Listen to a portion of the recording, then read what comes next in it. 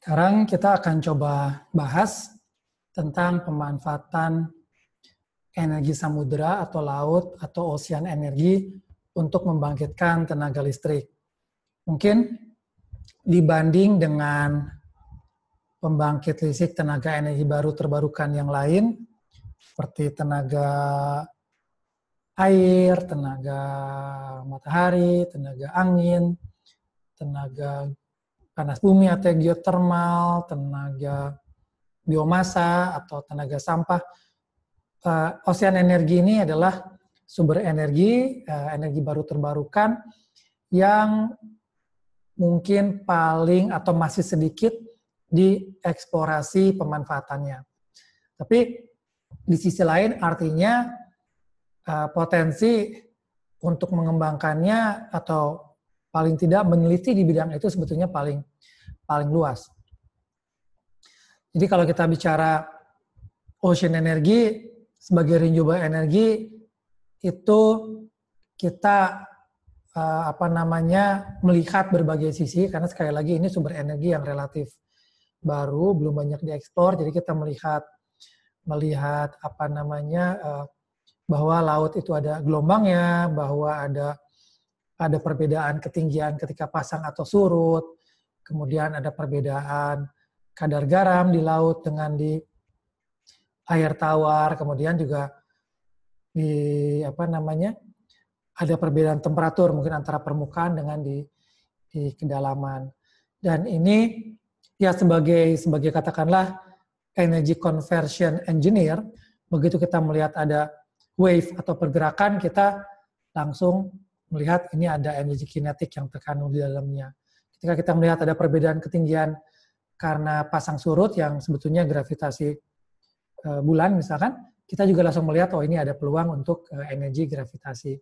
Dan ketika ada perbedaan salinity atau kadar garam dan perbedaan suhu, kita juga melihat bahwa ini ada peluang untuk dikonversi menjadi energi. Jadi itu yang menjadi titik awal, titik tolaknya. Dan kita melihat bahwa lebih dari 2/3 permukaan bumi itu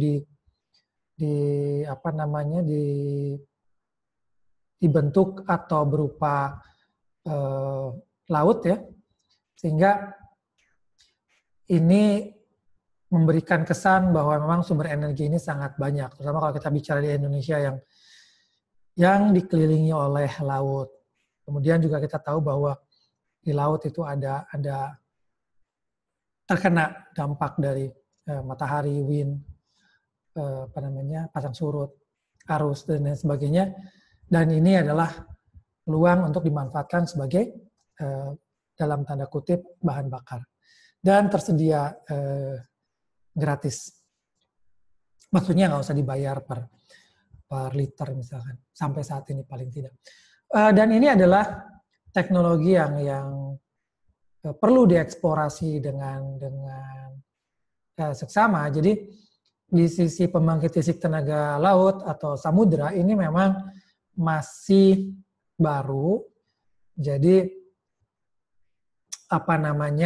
teknologinya juga masih dikembangkan, riset masih berlangsung, masih banyak yang under development.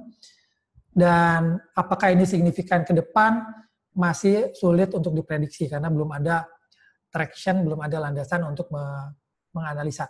Tapi kalau kita memakai topi peneliti di sini sebetulnya atau inventor, penemu, ini adalah peluang untuk kita menemukan berbagai macam temuan-temuan baru, gampangnya ya publikasi atau paten lah.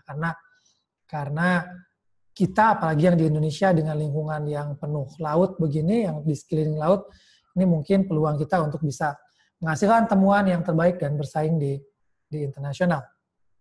Kalau kita bicara konsep konversi energi, memang di laut kita bisa tetap menggunakan format ini. Mungkin kita lihat bahwa ketika kita bicara pasang surut, kita bicara tidal ya, perbedaan ketinggian. Ketika kita bicara wave, gelombang, mungkin hampir mirip prinsipnya dengan angin.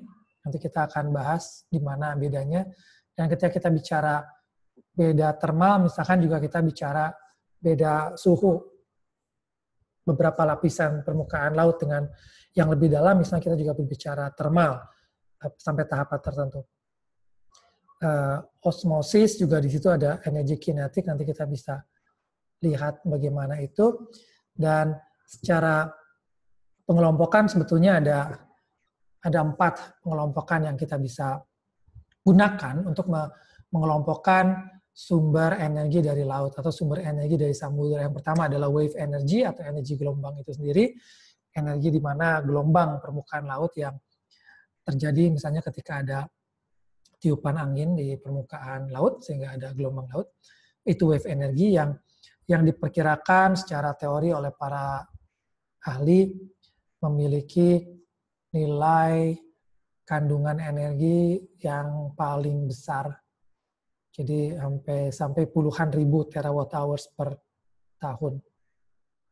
Kemudian tidal energy atau energi pasang surut yang memanfaatkan perbedaan ketinggian permukaan laut dengan daratan, misalnya ketika pasang dan surut gravitasi bulan, pengaruh gravitasi bulan, dan ini juga mencapai ratusan terawatt hour, diperkirakan kandungan energinya.